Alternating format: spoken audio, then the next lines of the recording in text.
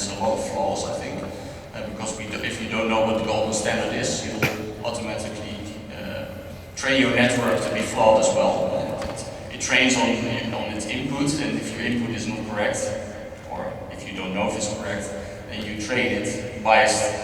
The other thing is that if you, for instance, use clinical outcomes as a label to train these models, then at least it recognizes lesions that are relevant for this particular diagnosis or this particular outcome. And I think that's, for me, that would be the way forward. How can we design algorithms that can actually differentiate between disease states, renal function decline in the future, graft failure, for instance? These things, I think, are the way forward. Thank you. Very nice presentation. Thank you very much. Okay, we've got to move to the next presentation to stay on time. And the next presentation will be given by Dr. Andrew Malone from Washington University in St. Louis. And the title of his presentation is Single Cells and Human Cells Atlas Towards Banff Implementation. Good morning, everybody. Thank you for the introduction. I'd like to thank the organisers for inviting me here this morning to discuss with you single-cell sequencing and studies as it relates to transplantation, and a little bit about this human cell atlas.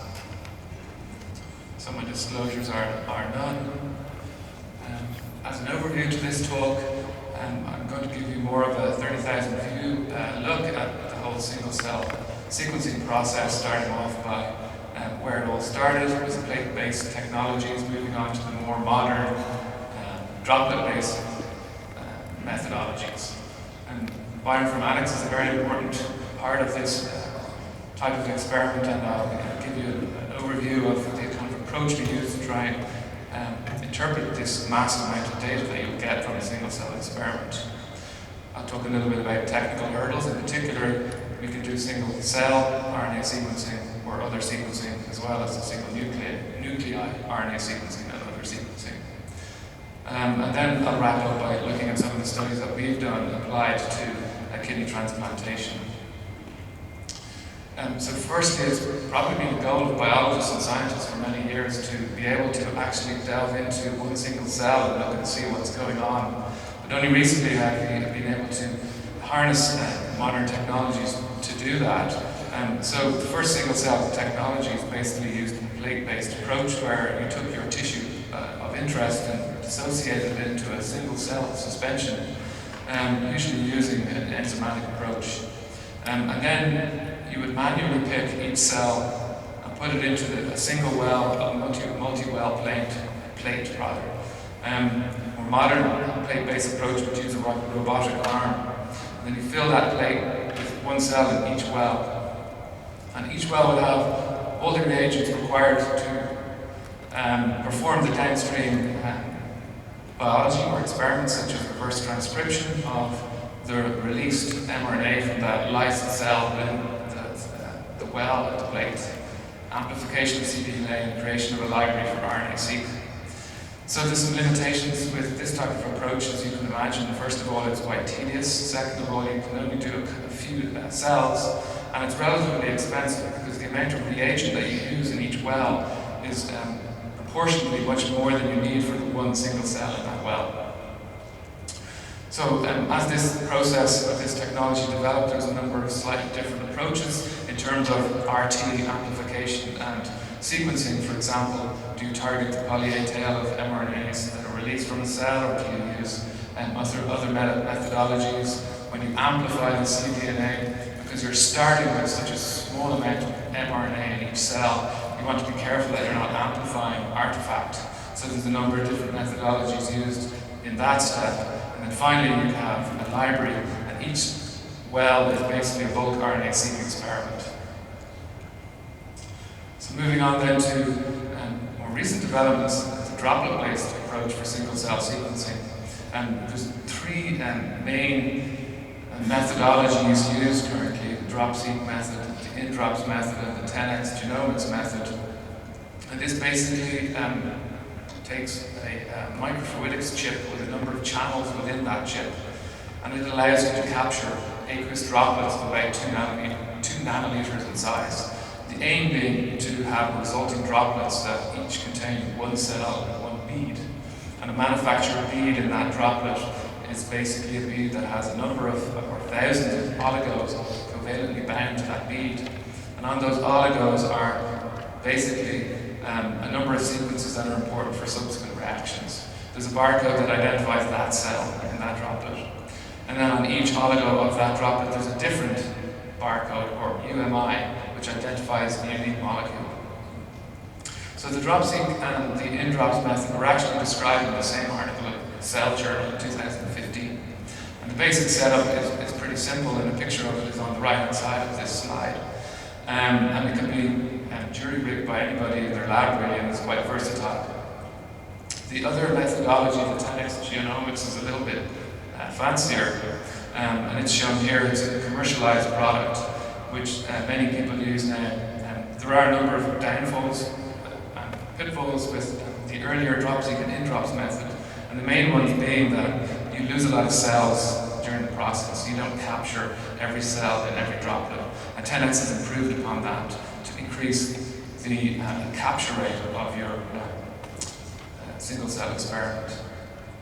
Overall, droplet-based processes are much more beneficial than plate-based approach, because you can actually, in one single-cell experiment, capture thousands and thousands of cells. So this gives you an idea of what's going on in that small microfluidics chip. In, for example, here, the DropSeq experiment. You can actually manufacture these chips yourself if you've got a reasonably good engineering department at your university, which we did. So here you can see small droplets created going towards the right. On the left-hand side, there's a number of channels, one of which will be your single-cell suspension entering. Via another channel, your beads will be entered in another solution. And finally, in the middle, top and bottom, there's an oil channel that comes down and pinches off that aqueous droplet. And your resulting collection is shown on the right. Ideally, you would have one bead, one cell in each droplet. And also, ideally, you'd have every droplet filled with one bead and one cell. However, that's a major limitation. So here you can capture thousands of cells, and I'll show you measure and sequence thousands of genes in thousands of cells from one sample. So the overall workflow goes something like this. I've been doing this on kidney transplant biopsy, so you can take a research core from your for-cause or protocol biopsy patient. The bigger the better, but in general this is a pretty small amount of tissue to work with compared to what other people have been doing in terms of single-cell sequencing. You dissociate your tissue of interest, you use your microfluidics chip device of interest to capture single cells, you do RT, create cDNA, you amplify that using your method of choice, you create a library, and then you sequence it usually on the next generation sequencing platform. Once you do your basic analysis of your sequencing output, what you're left with is basically a very large digital expression matrix. This is an expression matrix with columns of thousands of cells and rows of thousands of genes, which basically leaves you with millions and millions of data points. So this is a very large amount of raw data to deal with at the end of one single-cell sequencing experiment. So how do we deal with this? So our approach to handling high-dimensional data, which is what this is referred to, is as such. So if you could imagine, to illustrate how we approach it, I've shown you one cell here, which is a blue smiley face. And this blue smiley face might have a number of different features that are unique to it. For example, we work in WashU, doctor lives in St. Louis, 3 miles from work, and its neighboring cell, the green smiley face, might have similar or a completely different number of vectors, as shown here. If you convert these vectors into numbers, which would represent a different gene expressed at a different level in that cell by thousands, you can use computer algorithms to basically define what the relatedness is between all these different cells. So for us to be able to interpret this data and come up with a biological question and try and solve a biological problem, we want to put this data into a format that we can visualize and understand as humans. And two methodologies that are commonly used in single-cell sequencing are the TSNE learning program, or more recently UMAP. And basically, it's a way of resolving multiple high-dimensional data by determining the relatedness of these different cells in your sample.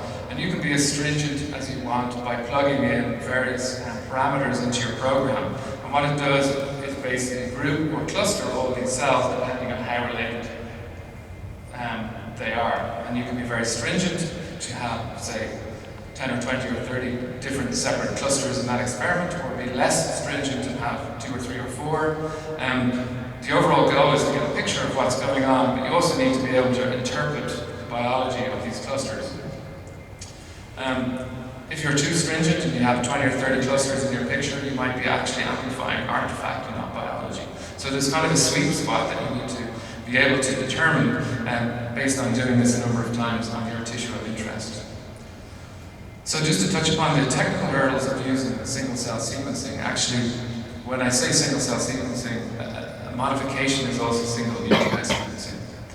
And it basically is what it says on the tin. So you can also capture single nuclei in each of these droplets using microfluidics techniques. And the advantage of single nuclei RNA sequencing is that you can actually do it and get good and successful and meaningful data from old archived, stored biopsy samples, where you can thaw them and dissociate them into single nuclei. And the nuclei of those samples are quite resistant actually to this process, whereas single cells are not. And mostly to get good data out of single cell RNA sequencing, you need to dissociate fresh tissue.